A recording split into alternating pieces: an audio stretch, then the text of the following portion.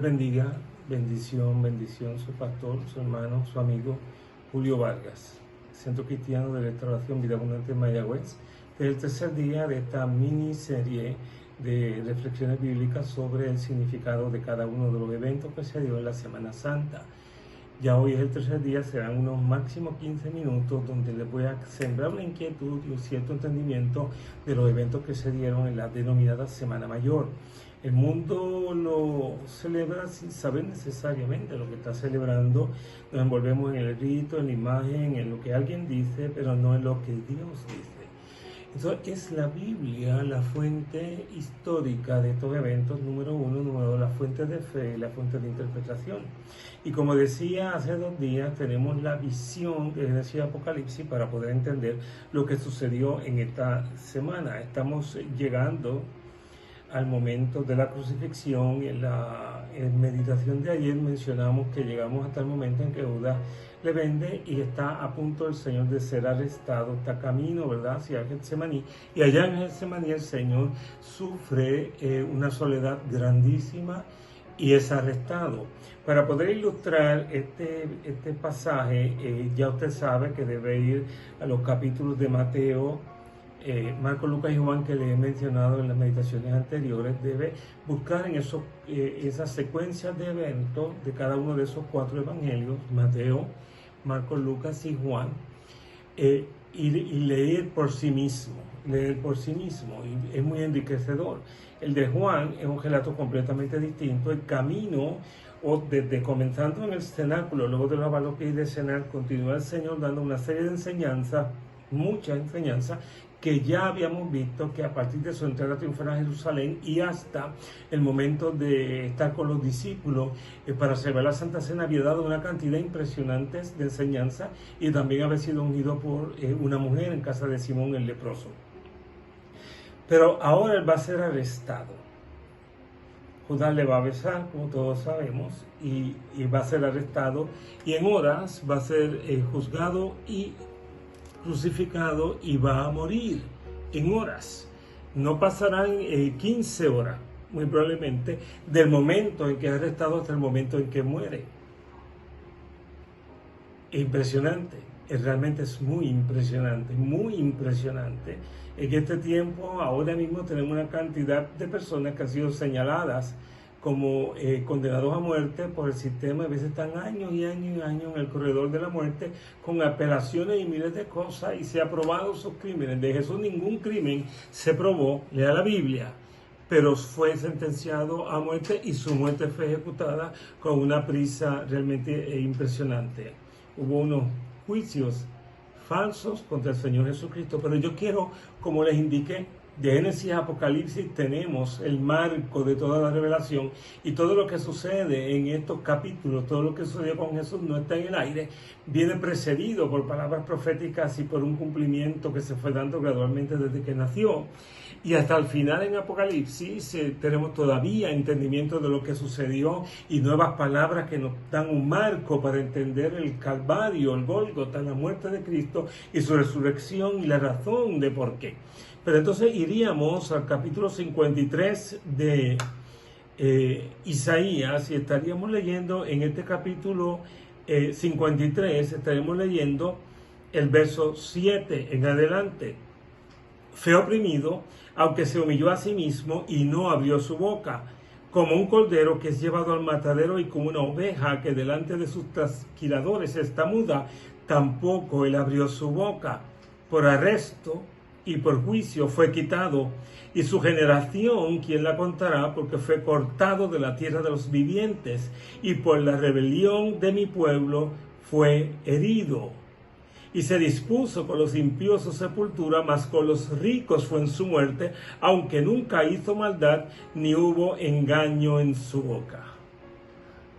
Padre, en el nombre de Jesús, yo te doy gracias por tu palabra. 7 siglos antes, Isaías vio el Calvario, vio el Gólgota, vio el arresto, vio el Getsemaní, vio el dolor, vio la angustia del Maestro, vio la soledad del Maestro, y vio la mano tuya grabada sobre él por nuestros pecados. 7 siglos antes, un hombre llamado Isaías, lleno del Espíritu Santo, vio lo que todavía muchas personas en este planeta no han visto o no quieren ver, y lo que todavía muchos no hemos logrado entender. Ayúdame, Señor, a llevar tu palabra y a que haya sed de ir a la Escritura, porque solamente tú tienes entendimiento para nuestro espíritu y palabras de vida para nuestra alma. Gracias, Padre, en el nombre de Jesús. Amén. Así, mi amado, que le recalco, yo no le voy a dar un estudio bíblico de este pasaje ni de todos los últimos capítulos de los evangelios hasta la resurrección del Señor. No, esa no es mi motivación. Mi motivación es que tú vayas con tu familia, con tu esposa, si estás solo en tu casa, con el Espíritu de Dios y la presencia de Dios, a la Biblia, y vayas en este tiempo de asueto, vayas y te envuelvas en la palabra, no en lo que escuchas aquí, no en lo que escuchas allá. Jesús es llevado, es arrestado, es vendido por Judas, está abandonado, los discípulos salen corriendo, y Jesús es llevado ante el Sanedrín, que era el gobierno religioso de los fariseos, de la ortodoxia israelita, judía en ese tiempo, los hijos de Abraham, ¿verdad? Alabado sea el nombre del Señor. Con testigos falsos le acusan, y finalmente cuando ellos terminan en la corte de Caifás, es un juicio, ellos dicen definitivamente él ha blasfemado, definitivamente él tiene que morir, lo tenemos que matar. Pero el gobierno romano gobernaba sobre el gobierno judío. El gobierno judío, las cortes judías no tenían fuerza de ley per se, se necesitaba, la ley estaba en la mano de los romanos. En este tiempo pues, tenemos cortes municipales, estatales y federales. Entonces la apelación nuestra es el gobierno federal, si es que se aplica de acuerdo a las leyes vigentes, pero en ese tiempo no era que hubiera apelación, era que tenía que ser, para un señalamiento de muerte como este, tenía que ser obligatoriamente el gobierno romano, y ellos querían muerte. Ellos querían muerte y la querían ya, porque Lázaro había sido resucitado hace una semana. No podemos permitir que sucedan milagros como este. Tenemos que detenerlo. Entró triunfal a Jerusalén, tenemos que detenerlo. Ese era el pensamiento de estas personas. En el marco de todo esto vemos la negación de Pedro, el dolor y la angustia de Pedro también, y es llevado de la corte de Caifás o del templo, el lugar donde Caifás impartía, ¿verdad?, su ministerio, lo es llevado al Pilato. Usted busca el mapa y lo puede buscar, posiblemente es muy fácil conseguirlo, no está tan lejos el camino que caminaron, no está tan lejos, y lo llevan entonces a la corte de Pilato. Uno de los pasajes de la Escritura, entre todos los evangelios, relata que fue llevado a Herodes, que él lo envía a Herodes, que es el gobernador de la provincia. Y ellos eran enemigos. Herodes y Pilato dice que se hicieron amigos a partir de ese día, y él vuelve y lo envía donde Pilato. Vemos la curiosidad de Herodes, etc.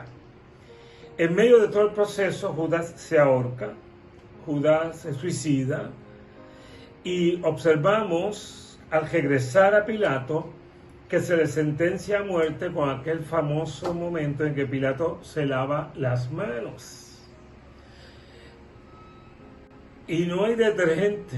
Quizá un detergente mata los gérmenes del COVID-19 que podamos agarrar por ahí, pero no hay lejía para crear inocencia en las manos de Pilato, del Imperio Romano, de los soldados romanos o de los judíos que gritaron: crucifícale, crucifícale, suelten a Barrabás, suelten a Barrabás. Lea la historia, mi amado. Así que finalmente el Señor es sentenciado a muerte, posiblemente a las 9 de la mañana. Ya le estaban clavando en la cruz.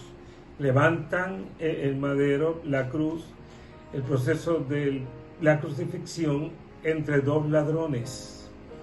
Uno de ellos tiene un diálogo con Jesús que le llevó a la eternidad. ¿De qué lado de la cruz está usted? ¿Del lado del ladrón que se arrepintió o del ladrón que no se arrepintió, que maldijo? Del lado de las mujeres que estaban llorando porque no entendían lo que estaba sucediendo y por el dolor por el que amaban a Jesús. De los discípulos que estaban lejos, huyendo, asustados, que ninguno se atrevía a acercarse al maestro y defenderlo, o pena que él muriese, cuando Jesús había sido tan hermoso y tan bello con ellos. Está del lado de los romanos que se burlaban, los soldados, y se repartieron entre sí las vestiduras del Señor, que posiblemente tenían mucho valor. ¿De qué lado? ¿De la multitud que gritaban crucifíquelo o de la multitud que estaba viendo lo que pasaba sin tomar lugar? ¿De qué lado de la cruz está usted? Este es el día para usted decidirlo. ¿Qué dicen tus actos? ¿Qué dicen tus actos? Al mediodía, oscuridad cubrió la tierra, una oscuridad violenta, y a las 3 de la tarde aproximadamente el Señor expiró. Consumado es, en tus manos encomiendo mi espíritu. Y muchas palabras del Viejo Testamento se cumplen en esas 7 expresiones con las que culmino, 2 de ellas. Léalas durante toda esta situación a lo largo del Evangelio, 7 palabras que dice el Señor, porque Él habló muy poco a partir del momento del arresto. No se defendió, de hecho, el Señor. Al Señor morir, al Señor ser crucificado, terminar, que ya había terminado, había consumado, había entregado su vida, había encomendado su espíritu al Señor, su sangre había sido derramada completamente por nuestros pecados. Entonces, dice la Escritura en uno de los evangelios que se abrieron los sepulcros y santos que habían partido con el Señor salieron de sus sepulcros y se presentaron a la ciudad. También menciona como un gran temblor y que el velo del templo, la separación entre el lugar santo y el lugar santísimo, había sido rasgado. Por lo tanto, la presencia de Dios era directa al Señor Jesucristo a partir de ese momento y fue rasgado de arriba abajo, no de abajo arriba. Sobrenaturalmente hubo oscuridad sobre la tierra, hubo un temblor. Sobrenaturalmente, además de que hubo ese temblor y que hubo esa oscuridad, el velo del templo se rasgó en 2 y los que estaban allí dijeron, verdaderamente este era el Hijo de Dios. Acabamos de leer la palabra en Isaías, porque yo necesito que usted ame la palabra y que usted estudie la palabra. Insisto, cierre el WhatsApp y cierre todas las cosas que le llegan y métase a la palabra si quiere ser santo, si quiere ser sabio, si quiere traer a su familia a Cristo. Ponga los himnos detrás de su enseñanza, pero estudie la palabra. Esta serie es para que tú te metas con el Señor en la palabra diariamente y a partir de este momento. Y dice la Escritura, y se dispuso con los impíos su sepultura, mas con los ricos fue en su muerte. Un hombre rico, José de Arimatea, dispuso del cuerpo del Señor Jesucristo antes que oscureciese, porque había un sábado nacional, un día de convocación nacional para celebrar 24 horas separados con el Señor, de oscuridad de ese día a oscuridad del próximo día. Es algo hermoso lo que la palabra de Dios nos enseña. Vaya a la palabra, vaya a la palabra. Yo me estoy gozando en la palabra, yo estoy volviendo a gozarme en todo este tipo de cosas. Son bien dolorosas esta enseñanza de hoy particularmente. Léala, te conmueve, me conmoverá. No seas Judas, no seas Pedro, no seas el soldado romano. Abraza a Cristo y jamás le niegues. Dios les bendiga mucho.